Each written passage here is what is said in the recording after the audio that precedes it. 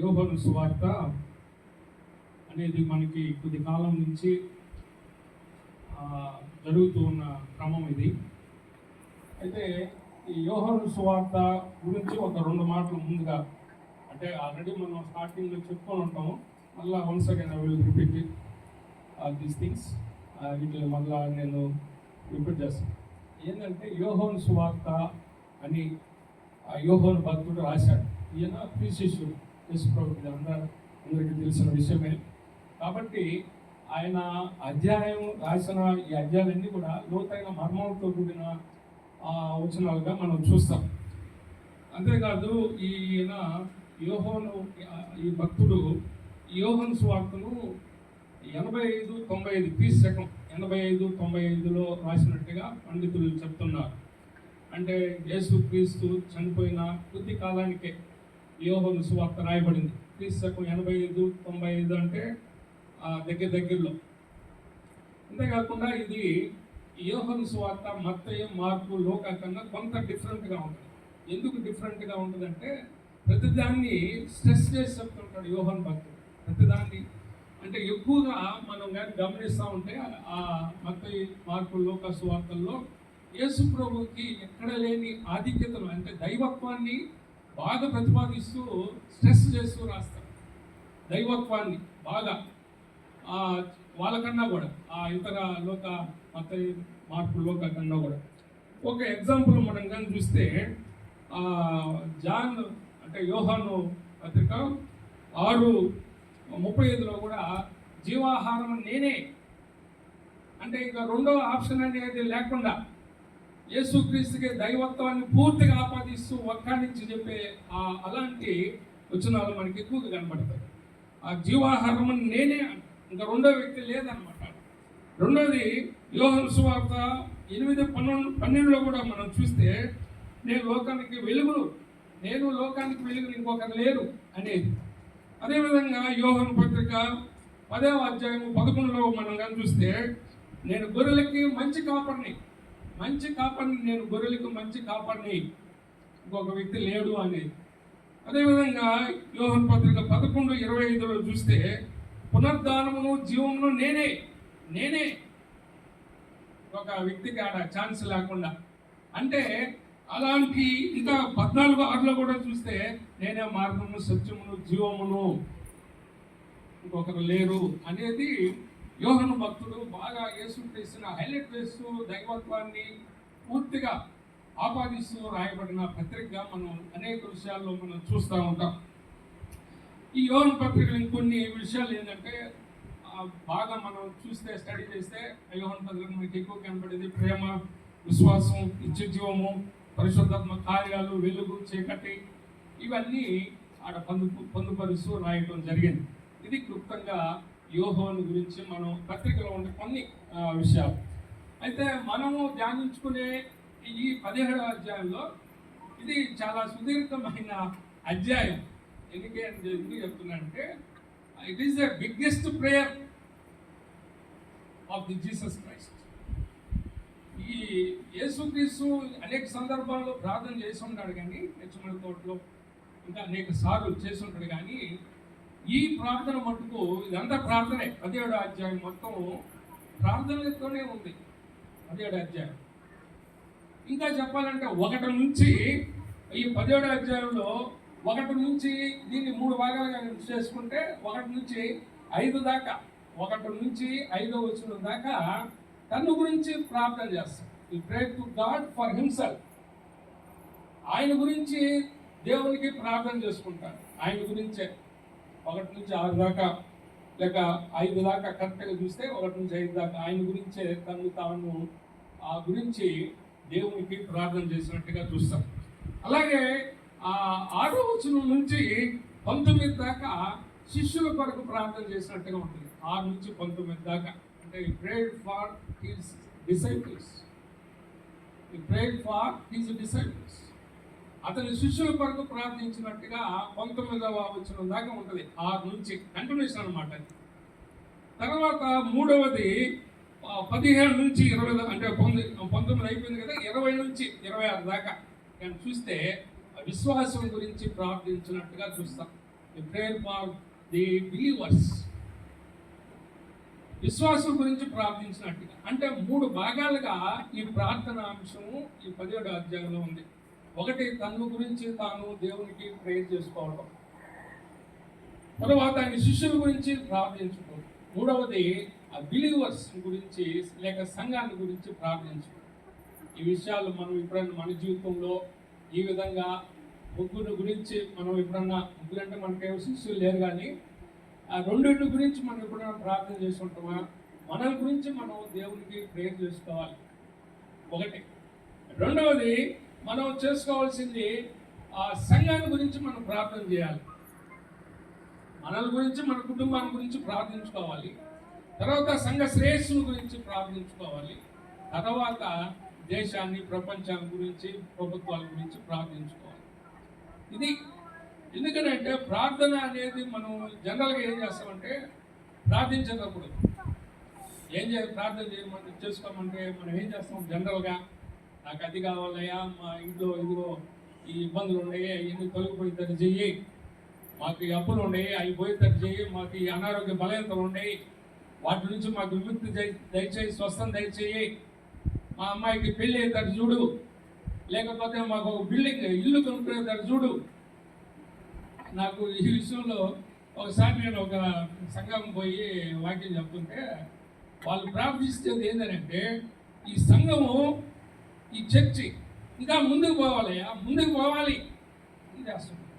ముందు ఏముంది? ముందు కంటే రోడ్లకు పోవడం చేస్తున్నారు. ముందు ఏముందంటే సినిమా హాల్ ఉంది, అదేదో నర్తకి ఏదో ఉంది ఒకటి, ఆ నర్తకి వస్తున్నది, అదేదో మూల ఉంది కటాటపాలెం దగ్గర, సుందరి, అది పోవాలి, ఇంకా సినిమా పోవాలి. ఇంకొకటి వాళ్ళు ఏం చేశారు, మాకు పెద్ద బస్సు కావాలయా, మేము ఇతరుల దగ్గర మంచిదే, ఇవన్నీ మనం కోరుకోవడం మంచిదే, కానీ మన స్పిరిచువల్ గ్రోత్ గురించి మనం ప్రధానంగా ప్రార్థించుకోవాల్సిన అవసరం ఉన్నది. నేను నీలో బాగా ఎదుగులకు సహాయం చేయండి దేవా, నాకు అలాంటి జ్ఞానాన్ని ఇవ్వు, పరలోకపు జ్ఞానం నాకు ఇవ్వు, పరిశుద్ధత నాకు ఇవ్వు, నేను నీలో అంటుకట్టుబడి జీవించి ఆ జీవితాన్ని నాకు ఇవ్వయ్యా అనేది అది ప్రాముఖ్యమైన విషయం. అందుకనే మనకి వచనాల్లో తెలియపడుతుంటాయి కదా, మీరు భూ సంబంధమైన వాటిని ఎదుర్కొంటారు కానీ పై వాటిని గురించి మనకి మనం ప్రార్థన చేస్తాం. కానీ మనం ఏం చేయాలంటే, మొదట మనల్ని, మన కుటుంబాల గురించి ప్రార్థించుకోవటం మంచిదే. తర్వాత సంఘ శ్రేయస్సుల గురించి ప్రార్థించాలి. ఈ విధంగా నేను ఒకసారి చెప్తుంటే ఆయన చెప్పి, సార్ సంవత్సరం నుంచి నేను ప్రార్థన చేస్తున్నాను, మాకు ఏం జరగలేదు కదా సార్, సంఘంలో అడిగి మాకు ఏం జరగకుండా సంవత్సరం నుంచి చేస్తున్నాను. మా అన్న ఇది తెలుసోలేదో, కుమారుడు పుట్టేంత వరకు ప్రార్థన చేస్తూనే ఉండేదమ్మా. అది మనము అంటే we reach the goal, whatever we ask the God, మనం ఏదైతే దేవుని అడుగుతామో అది నెరవేరేంత వరకు యు షుడ్ ప్రేయర్ కంటిన్యూస్లీ. నువ్వు కంటిన్యూగా చేయాలి అది, అంతేగాని నేను 4 రోజులు సంవత్సరం చేసినాను, 5-6 నెలలు చేసినాను కాదు. ప్రార్థన చేస్తూనే ఉండాలనేది మనకి దేవుని వాక్యంలో అనేక విషయాలు తెలియజేస్తుంది. ఇట్లా చెప్పుకుంటూ పోతే ఇది దాదాపు 19 వచనాలు ఈరోజు. అది ఎక్కడ మన వీలు కాదు, అట్లే ఒక అధ్యాయము ఒక 20 నిమిషాలు 30 నిమిషాలు చెప్పాలంటే వీలు కనిపిస్తుంది. అందుకని కొన్ని కీ పాయింట్స్, కొన్ని వాటిల్లో మనం చూసుకుంటూ పోవాల్సిందే. అయితే 17వ వచనం అధ్యాయము 1లో మనం కానీ చూస్తే, 17వ అధ్యాయం 1లో చూస్తే, యోహాను సువార్త 17వ అధ్యాయం 1వ వచనం చూస్తే, యేసు ఈ మాటలు చెప్పి ఆకాశం వైపు కన్నులెత్తి ఇట్లా నువ్వు తండ్రి నా గడియ వచ్చి ఉన్నది. ఇది 1వ వచనం. దీంట్లో మనం చూస్తే యేసు ఈ మాటలు చెప్పండి, ఏ మాటలు చెప్పి, పైనంతా వాళ్ళకి ఇదిగో నేను వాళ్ళకి అప్పగించబడిపోతున్నాయి, సిలువ ఇవన్నీ చెప్తూ ఉంటాడు శిష్యులకి. వాళ్ళందరూ ఇలా జరగబోతుందని అవన్నీ చెప్తూ, అవన్నీ చెప్పిన తర్వాత ఆకాశం వైపు కన్నులెత్తి అనేది మనం కనిపిస్తే, he lifted up his eyes towards the heaven of God. ఆయనకి అదొక అలవాటు. దేవునికి అనేక సందర్భాల్లో ఆకాశం వైపు కన్నెత్తి చూడటం అనేది యేసు ప్రభువుకి అలవాటుగా ఉంది. మనకు కూడా చాలా మందికి అలవాటు. కొన్ని మనం విషయాలు కొన్ని కానీ చూస్తే మత్తయి సువార్త 14, 13, 27లో 27 దాకా చూస్తే ఏంది ఇది అంటే ఆ 5 రొట్టెలు 2 చేపలతో 5,000 మందికి ఆహారం పెట్టేదానికి మత్తయి సువార్తలో ఉంది. మార్కు సువార్త మీరు చూడబడలే, ఆ టైం కాదు. 6:30 నుంచి 44 దాకా ఉంది. లూకా సువార్త 9 అధ్యాయం 10 నుంచి 17 దాకా ఉంది. యోహాను సువార్త 6:14 దాకా 4 సువార్తల్లో ఉంది. 4 సువార్తల్లో మీరు కనిపిస్తే ఆయన ఆకాశం వైపు కళ్ళెత్తి ఆ 5 రొట్టెలు 2 చేపల్ని ఆశీర్వదించి వాళ్ళు వడ్డించినట్టు ఉంటుంది. అంటే ఆయన చేసే ప్రతి కార్యక్రమానికి దేవుని వైపు చూస్తున్నాడు. మనం ఏ వైపు చూస్తున్నామో ఆలోచన చేసుకోవాలి. అంటే మన మైండ్, మన సోల్ అంతా కూడా, ఆత్మ మొత్తం కూడా దేవుని వైపు ఉండాలి. మనం ప్రార్థించేటప్పుడు అనేక విషయాలు ఏదేదో ఆలోచన చేస్తా ప్రార్థన చేసుకోవటం కాదు. మన ఏక దృష్టి కనపరచాలి. ఏక దృష్టితో ఆయన ఆరాధించాలి, ఆయన ప్రార్థన చేయాలి అనేది మనకి ఇక్కడ కనబడుతుంది. ఆయన ఆకాశం వైపు కన్నులెత్తి చూసి. అయితే యోహాను సువార్తలు కొంత డిఫరెంట్ ఉంటుంది. యోహాను సువార్తలు ఏమంటుంది అంటే ఆయన కన్నులెత్తి చూడకుండా ఆయన కృతజ్ఞతాస్తుతులు చెల్లించేది ఇది రాయబడి ఉన్నాడు. అదే దేవుని వైపు కృతజ్ఞతాస్తుతులు చెల్లించి దేవునికే కదా వడ్డించడం కదా. ఇంకా స్వస్థపరిచే కార్యక్రమాల్లో కూడా యేసు ప్రభు ఆకాశం వైపు కన్నులెత్తి చూసినట్టుగా మనం చూస్తాం. స్వస్థపరిచేది మార్కు సువార్త 7:34లో కానీ చూస్తే 7:34లో కానీ చూస్తే ఒక నత్తి చెవుడి ఒక ఉంటుంది. 7:34 యెఫ్తా అనే ఒక చూడండి. ఇక్కడ కూడా 34 వచనం చదువుతాం చూడండి. ఆకాశం వైపు కన్నులెత్తి తూర్పు విడిచి యెఫ్తా అని వారితో చెప్పారు. ఆకాశం వైపు కన్నులెత్తి ఆ చెవుడు, ఆ నత్తి ఉండే అతన్ని స్వస్థపరిచేటప్పుడు యెఫ్తా అంటే తెరవబడును అని అర్థం అంట. తెరవబడును అంటే ఆ చెవులు తెరవబడి బాగా మాటలు వినబడాలి.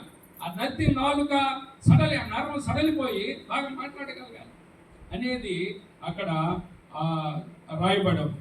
ఆకాశం వైపు కన్నులెత్తి అంటే ఒక అద్భుత కార్యాలు చేసినప్పుడు కూడా ఆయన ఆకాశం వైపు కన్నులెత్తి చూసి దేవుని కృతజ్ఞతాస్తుతులు లేక ప్రార్థిస్తూ చేసే ఆ కార్యక్రమం. ఇంకా మనం దాని వైపు కానీ చూస్తే యోహాను సువార్తలో కూడా 11వ అధ్యాయంలో 41లో కానీ చూస్తే యోహాను సువార్త 11:41 ఏం కనపడుతుంది? చనిపోయిన లాజర్ని బ్రతికించడం చూస్తుంది. చనిపోయిన లాజర్ అక్కడ కూడా ఆ యేసు కన్నులు పైకెత్తి, తండ్రి నా మనవి వినినందుకు నీ కృతజ్ఞతాస్తుతులు చెల్లిస్తు. అక్కడ కూడా ఆయన కన్నులు ఏమైనా సమస్యలు. ఎందుకని నేను ఇది పదే చెప్తున్నానంటే, అయితే అందరూ కన్నులెత్తి పైకెత్తి చేయాలన్నా అనేది కాదు, కానీ చేస్తే మంచిదే. ఎందుకంటే ఆనాటి కాలంలో వాళ్ళు ఎక్కువగా ఆకాశం వైపు దేవుడు పైన ఉంటాడు కాబట్టి పైన చూస్తూ వాళ్ళు ప్రార్థించేదానికి కార్యక్రమం చేస్తుండేవారు. యూదులు కూడా యెరూషలేము దేవాలయం వైపు చూసి ప్రార్థిస్తారంట. తూర్పు వైపున వాళ్ళు ప్రార్థిస్తారు యూదులు. తూర్పు వైపున ఏముందంటే యెరూషలేము దేవాలయం. అది ఆ దేవాలయం దేవుని సన్నిధి మా ప్రార్థన ఆలకిస్తాడనేది వాళ్ళ నమ్మకం. కాబట్టి కొన్ని పద్ధతులు వాళ్ళు పెట్టుకొని చేసే విధానంలో ఇది కూడా ఒకటి. అయితే మనం ఆ యోహాను సువార్తలో 1-2 చూసాము. ఇంకా చాలు. యోహాను సువార్త 17వ అధ్యాయం మనం వరుస క్రమంలో చూస్తే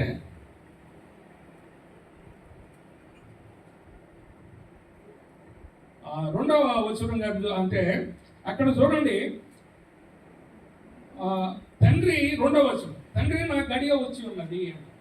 తండ్రి నా గడియ వచ్చి ఉన్నది అని అంటే నేను కూడా చాలాసార్లు అనుకున్నాను. గడి అంటే ఏదో నిమిషం, సెకండో ఏదో అయి ఉంటుందేమో అనుకున్నాను. ఇక్కడ తండ్రి నా గడియ వచ్చి ఉన్నది అనేది చాలా సందర్భాల్లో ఉపయోగించబడింది. అదే టైం గురించి, సమయాన్ని గురించి గడి అనేది. గడి అని అంటే 24 నిమిషాలు. ఒక రోజుకి 60 గడియలు ఉన్నాయి. గడియ అంటే కొయ్యిగా కలుపులకు పెట్టే గడియలు కాదు, కాలం. ఈ కాలము ఒక గడి అంటే 24 నిమిషాలు. ఒక రోజుకి 60 గడియలు ఉన్నాయండి. కాబట్టి 24 నిమిషాలు అనేది గడియ. ఈ గడియ అనేది కూడా అనేక సందర్భాల్లో నా గడియ వచ్చేది అనేది అనేక సందర్భాల్లో మనం చూస్తూ ఉంటాం. ఒక యోహాను లోకాసు వార్తలో కూడా 12:40లో మనం చూస్తే, మీరు అనుకున్నని గడియలో ఎవరు వస్తాడు? మనుష్య కుమారుడు వచ్చును. మీరు అనుకున్నని గడియలో వస్తాడు ఆయన.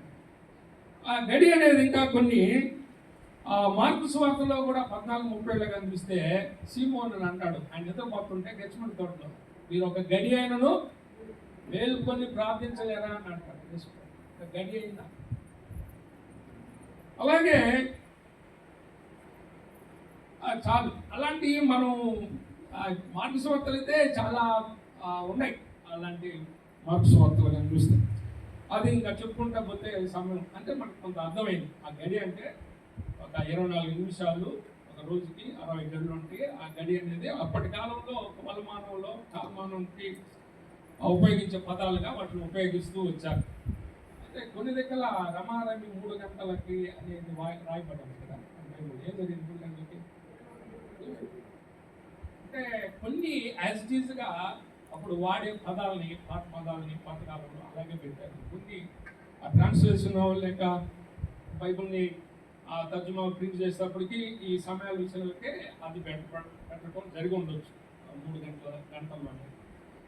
ఏదేమైనప్పటికీ అవి అన్నీ కూడా సమయాన్ని చూసేదిగా మనకి కనబడుతుంటాయి. అయితే 17:2లో ఏమని ఉందనంటే, నీవు నీ కుమారుడికి ఇచ్చిన వారికి అందరికీ ఆయన నిత్య జీవం అనుగ్రహించినట్లు సర్వ శరీరుల మీద ఆయనకు అధికారం ఇచ్చితివి కూడా వచనం. 19-18 వచనాలు ఉన్నాయి దాదాపు. ఈ 18 వచనాలు కూడా 6 దాకా ఆయన గురించి, 5 దాకా, 6 నుంచి 18 దాకా శిష్యుల గురించి ప్రార్థన. ఇప్పుడు ఆయన గురించి దాంట్లోనే ఉన్నాం మనం. మీరు అక్కడ 2వ వచనం కనుక మనం చూసినట్లయితే, నీ కుమారుడు నిన్ను మహింపరచున్నట్లు. అందుకనే మనం కొన్ని కీ పాయింట్స్ చూసుకుంటా పోతే సరిపోవచ్చు. నీ కుమారుడు నిన్ను మహింపరచున్నట్లు నీ కుమారుని మహిమపరచుము. నీ కుమారుడు నిన్ను మహింపరచున్నట్లు అంటే యేసు ప్రభు తండ్రిని మహింపరచున్నట్లు నువ్వు కూడా నీ కుమారుని మహింపరచు. ఎక్కడ మహింపరిచాడు కుమారుడు? తండ్రిని ఎక్కడ మహింపరిచాడంటే, ఆయన చేసిన అద్భుత క్రియలన్నీ కూడా, అద్భుత కార్యాలన్నీ కూడా చూసి దేవుణ్ణి మహింపరిచినట్టుగా ఉంది. అనేక సందర్భాలు ఆయన చేసిన అద్భుత కార్యాలు చూసి తండ్రి అయిన దేవుణ్ణి మహిమపరిచినట్టుగా మనం బైబిల్లో చూస్తాం. ఒక ఎగ్జాంపుల్ కానీ చూస్తే యోహాను సువార్త 14 ఎక్కువగా ఈ యోహాను సువార్త 17 అధ్యాయానికి సంబంధించిన వాటికి అన్నిటి కూడా ఆన్సర్లు యోహాను సువార్తలోనే ఎక్కువగా ఉన్నాయి. అంత బాగా దాంట్లో పొందుపరిచారు వాక్యాలు.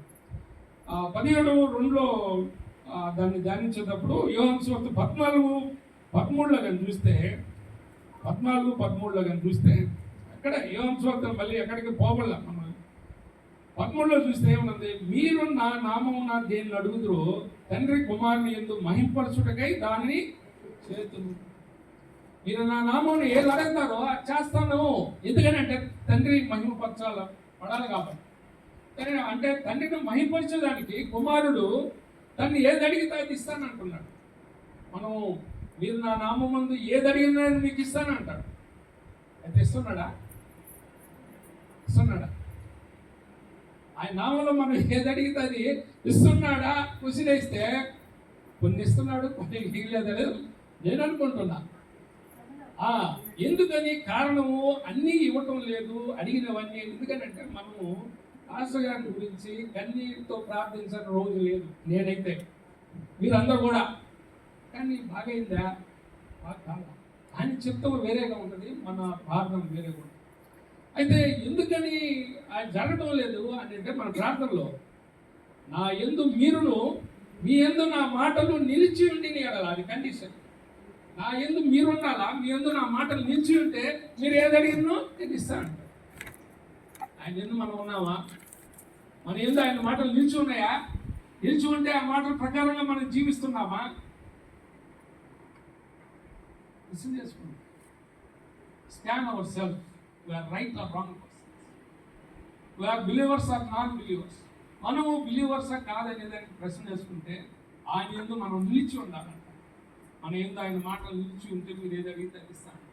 ఇది లేకుండా నాకు అది కావాలి దేవుడా, ఇది కావాలా, మాకు మేము కూడా చాలాసార్లు ప్రార్థిస్తూ ఉన్నాం కొన్ని విషయాలలో.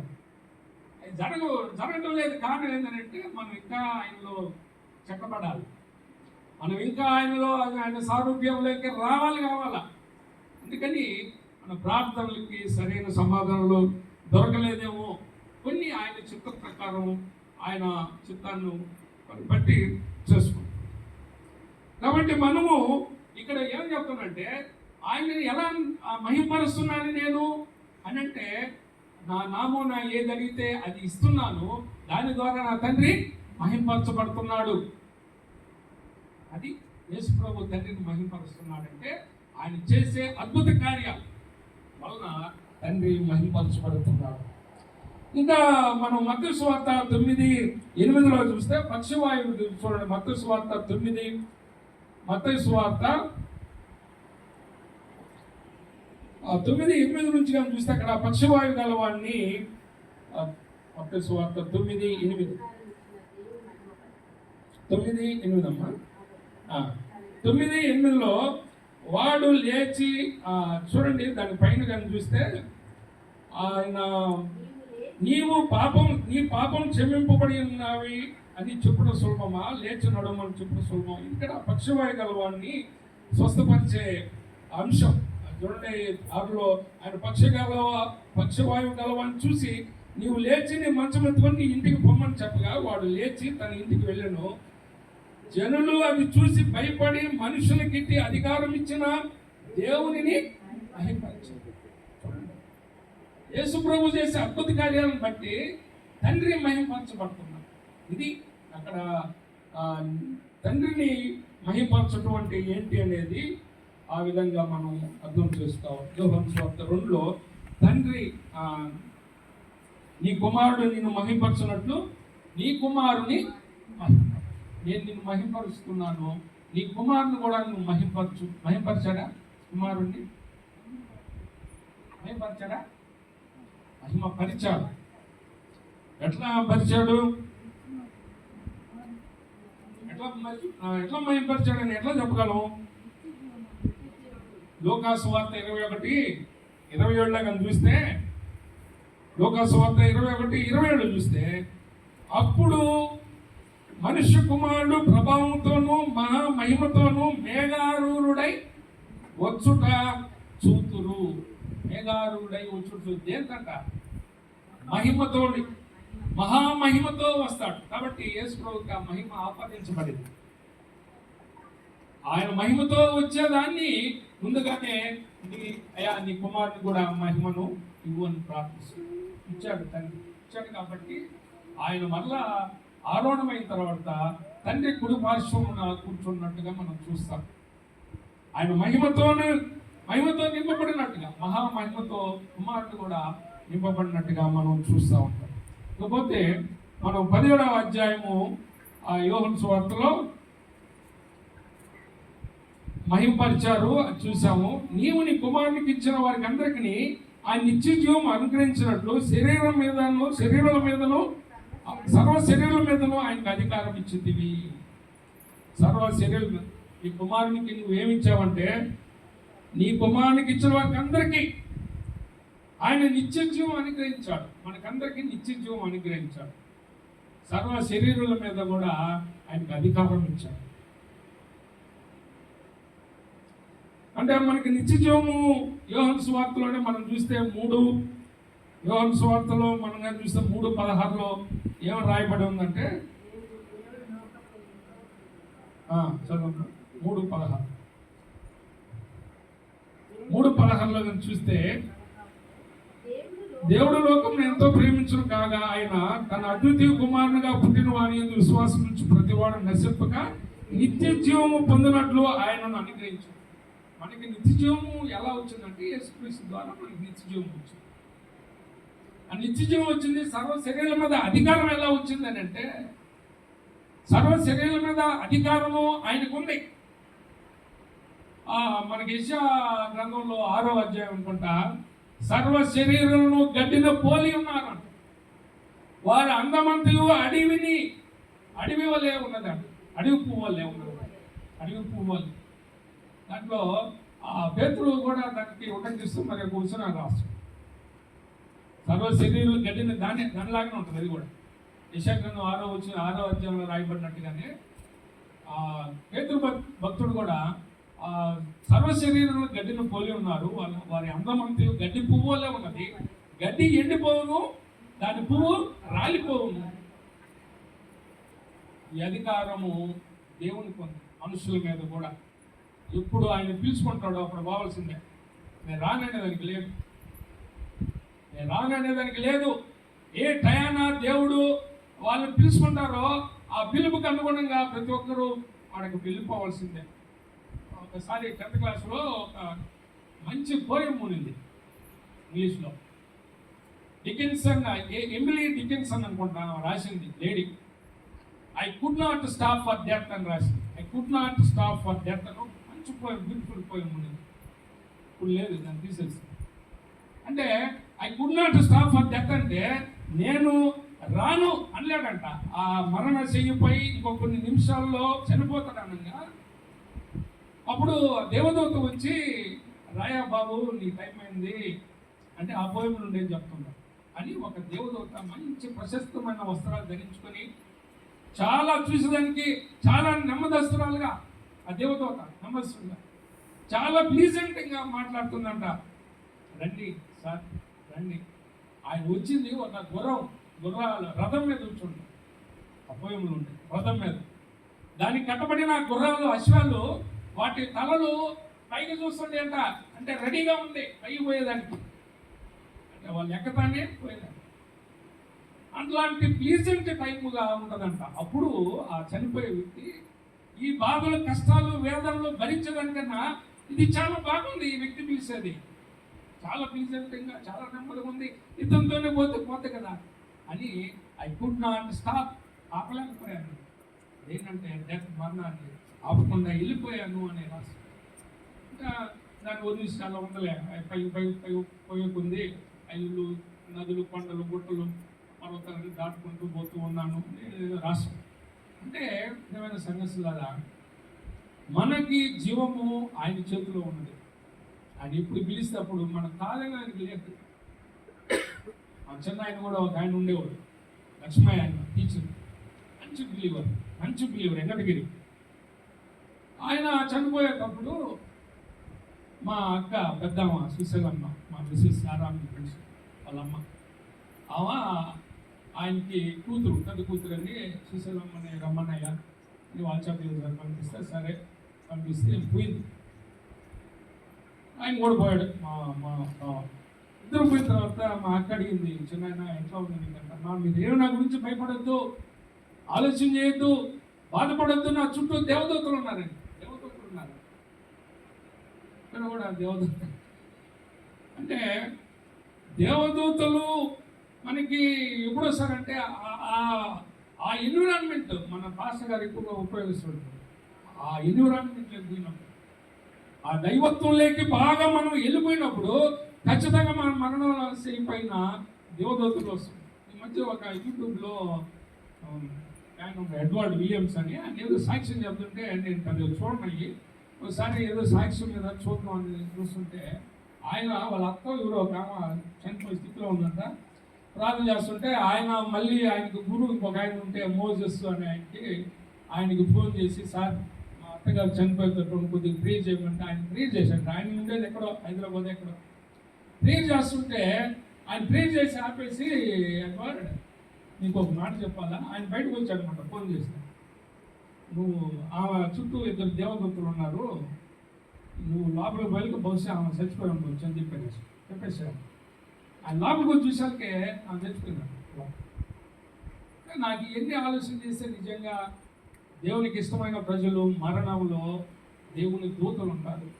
మంచి మరణాన్నిగా వాళ్ళని ఆ ప్రాణాన్ని లేక వ్యక్తిని పరలోక రాజ్యానికి తీసుకొని పోతాం అనేది నాకు చాలా విన్నప్పుడు అలాంటి అనుభవాలకి మన మరణ పర్యాంతం కూడా మనకు అలాంటి అనుభవం ఉండే వాళ్ళంగా మనం అలాంటి వ్యక్తిని కలిగి ఉండాలనేది దేవుని వాక్యం హెచ్చరిస్తూ ఇక టైం కాదు కానీ ఆయన అంటే ఇంకా అన్ని చెప్పుకుంటే కొద్ది బాగుండేది అని కుదరదు.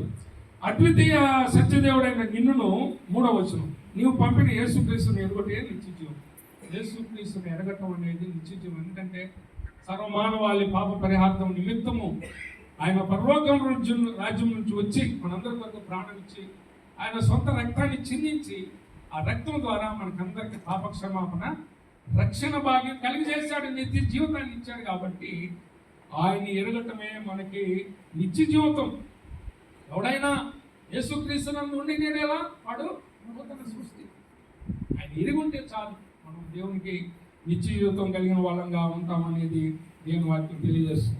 4వ వచనంలో చూస్తే, చేయుటకు నీవు నాకు ఇచ్చిన పని నేను సంపూర్ణంగా నెరవేర్చి భూమి మీద నిన్ను మహింపరిచితిని.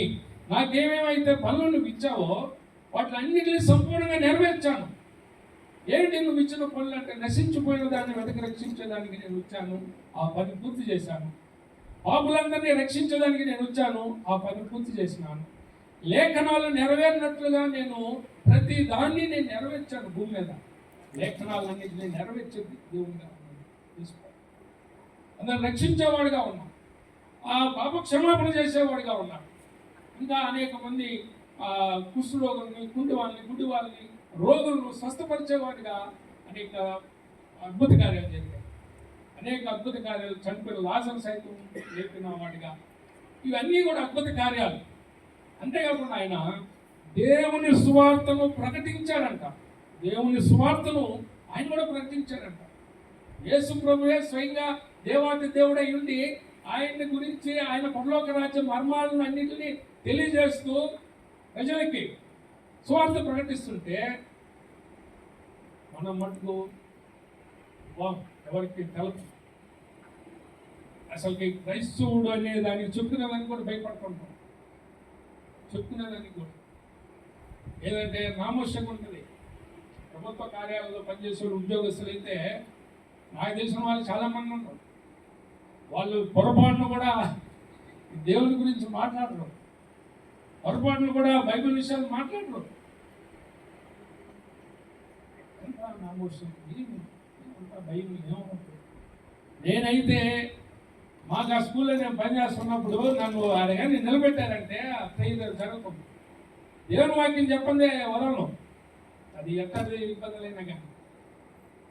ఇంకా ఈ మామూలు అకేషన్లు అయితే అది చెప్పలే. ఇంకొక విషయం ఏంటంటే, నాకు పాటలు పెద్దగా పాడను. నేను ఎందుకో ఒకసారి ఆ స్కూల్లో పడితే అక్కడ టీచర్లు అందరూ అప్ప సార్ బల్లపాటి ఏదో ఏ వృక్షం లేని మహావృక్షం ఉన్నప్పుడు వాళ్ళకి తెలిస్తాయి కదా వాళ్ళ స్వరాలు, వాళ్ళు ఇక్కడ పాడేది. వాళ్ళు అబ్బా భలే పాడుతుందంటే ఇంకా అక్కడ పాడటం మొదలుపెట్టారు అప్పుడప్పుడు. అంటే దేవుణ్ణి మనం పాటల ద్వారా అయితేనేమి, మాటల ద్వారా అయితేనేమి ఇతరులకు పరిచయం చేయాలి. వాళ్ళు నమ్మకపోండి అవుట్ ఆఫ్ కోర్స్. ఎందుకంటే కదా ది గ్రాండ్ కమిషన్ యేసుక్రీస్తు ఆరంభమైపోయేటప్పుడు ఏం చెప్పాడు? మీరు సర్వలోకమునికి వెళ్ళి సర్వ సృష్టికి సువార్త ప్రకటించండి. నమ్మినవాడు రక్షించబడతాడు, నమ్మినవాడు శిక్షవాడిని బతిలాడబడ్డాం. మనం నువ్వు నమ్మకయ్యా మా దేవుడిని చెప్పడం మన బాధ్యత. యేసు ప్రభువు గురించి ఆ నిజమైన రక్షకుడు. కాబట్టి ఇక్కడ మనం సత్యదేవుడైన నిన్నును నువ్వు పంపిన యేసుక్రీస్తును ఎరుగుటైన నిత్యజీవము చేయటం నాకు ఇచ్చిన పనులన్నీ నేను ఈ భూమి మీద నెరవేర్చాను. శిలువ కార్యక్రమాన్ని కూడా నేను నెరవేర్చాను. ఫైనల్గా రక్తాన్ని చిందించి సర్వమానవాళి కొరకు పాప క్షమాపణ, ఆ యజ్ఞం, ఆ యాగం అనేది నేను నెరవేర్చాను. నువ్వు నాకు అప్పగించిన ప్రతి పనిని నేను చేశానయ్యా. అందుకనే ఫినిష్. మనం 7 వాక్యాలు ధ్యానిస్తుంటాం కదా గుడ్ ఫ్రైడే అప్పుడు. వాటిని 7 మాటల్లో ఒకటి సమాప్తమైనది అంటే ఆయన వచ్చిన కార్యక్రమాలన్నీ కూడా ఫినిష్ అన్ని సమాప్తం చేశాము. అదొక జయ నికేతనం కేకలాగా యేసు ప్రభు అక్కడ చేతులేదు. కాబట్టి ఇక్కడ నీవు నాకు ఇచ్చిన పని నేను సంపూర్ణంగా నెరవేర్చి భూమి మీద నిన్ను మహింపరిచాను. ఇక తండ్రి లోకం పుట్టక మునిపే నీ వద్ద నాకు ఏ మహిమ ఉండనో ఆ మహిమతో నన్ను ఇప్పుడు నీ వద్ద మహిమపరచుము. లోకం పుట్టక మునుపు నాకు ఏ మహిమ నీ దగ్గర ఉందో ఆ మహిమతో నన్ను ఇప్పుడు నీ వద్ద మహిమను పరచుము అంటారు. ఏ మహిమ ఉంది లోకం పుట్టక మునుపు? ఏ మహిమ ఉంది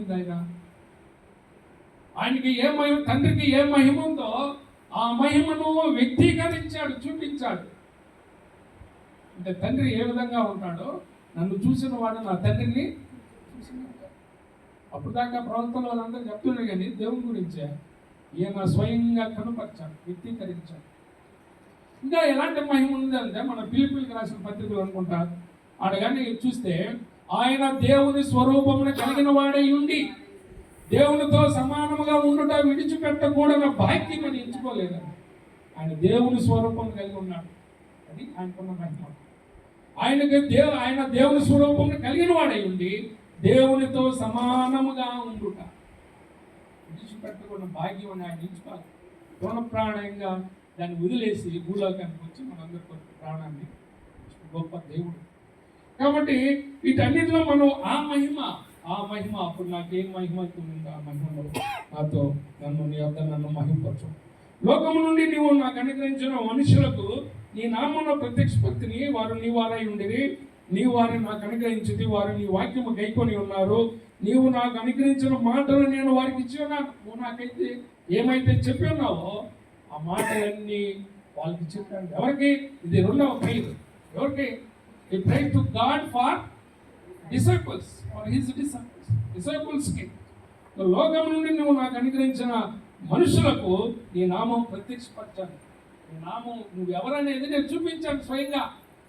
నేనే ఆయనని ప్రత్యక్షపరిచాను.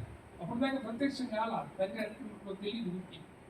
కానీ శిష్యులకి నేను ప్రత్యక్షమయ్యి నన్ను చూసిన వాడు నా తండ్రిని చూసినట్టు అప్పుడు ఇట్లా ఉంటాడు కదా తండ్రి కూడా ప్రత్యక్షపరుచుకున్నాను అని చెప్తున్నాడు.